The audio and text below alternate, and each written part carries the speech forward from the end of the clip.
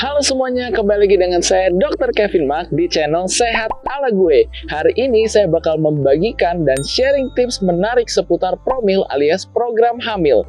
Nah, kalau kamu sedang merencanakan kehamilan atau tidak, yuk tonton video ini sampai habis ya.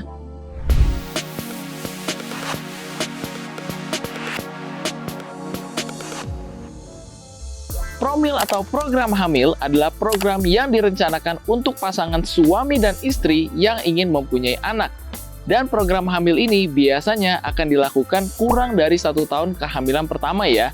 Dan bisa juga dilakukan setelah 1 tahun dengan konsultasi khusus. Kenapa kehamilan bisa terjadi? Yaitu adanya fertilisasi alias pertemuan sel sperma matang dengan sel ovum yang matang pada periode tertentu. Nah, untuk mengetahui masa tersebut, baiknya kita mengetahui 3 tips agar promil lebih lancar dan juga efektif. Tips yang pertama adalah ketahui masa subur seorang wanita. Apa sih itu masa subur? Masa subur adalah periode keluarnya sel telur matang yang biasanya terjadi setiap bulan.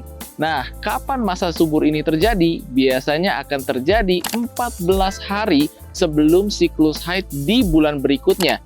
Dan ini biasanya bisa dihitung kalau siklus haid kamu teratur selama 3 bulan terakhir. Jadi, kalau kamu sedang ingin merencanakan program kehamilan, baiknya berhubungan di hari ovulasi atau 2 hari sebelum, atau bisa juga 2 hari sesudah ovulasi ya. Kenapa harus berhubungan saat masa subur? Karena fertilisasi atau pembuahan hanya bisa terjadi pada masa ini, di mana sel sperma yang matang akan bertemu dengan sel telur yang matang dan akhirnya menjadikan adanya pembuahan. Tips yang kedua adalah olahraga yang rutin. Kenapa? Karena olahraga yang rutin akan meningkatkan aliran darah ke organ-organ kewanitaan dan juga penting untuk pria nih. Manfaat olahraga untuk pria adalah meningkatkan stamina dan juga meningkatkan kualitas sperma. Yang kedua, akan meningkatkan daya tahan dan sistem kardiovaskuler. Dan yang ketiga, tentunya akan meningkatkan persentase kesuburan untuk pria dan wanita. Maka penting sekali untuk olahraga 3 kali dalam seminggu dengan minimal durasi 30-40 menit per hari untuk perempuan maupun untuk laki-laki agar aliran darah membaik ke daerah kewanitaan maupun ke prianya dan juga agar meningkatkan persentase kemungkinan terjadinya pembuahan. Tips yang ketiga dan cukup mudah adalah ingat konsumsi multivitamin dan juga suplemen. Kenapa ini penting? Karena konsumsi multivitamin akan meningkatkan kemungkinan kesuburan, mengurangi resiko kecacatan janin, dan juga membantu proses pembuahan.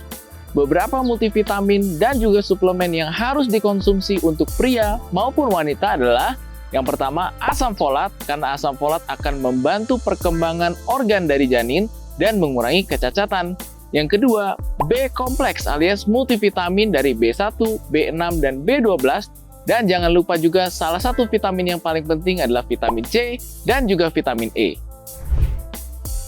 Nah, gimana? Kamu sudah mendengarkan tips-tips ini belum? Atau sudah melakukan tips-tips ini belum? Kalau sudah, lakukan dengan rutin dan konsisten.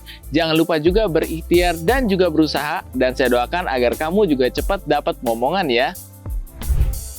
Nah, ada tips bonus nih yang ingin saya bagikan ke teman-teman semua. Yang paling penting juga adalah teman-teman harus memeriksakan kesehatan pria dan wanita sebelum melakukan promil. Kenapa ini penting? Karena kegagalan promil atau tidak dapatnya momongan bukan hanya masalah wanita saja. Bahkan 40% masalah infertilitas atau sulit mempunyai momongan itu berasal dari pria.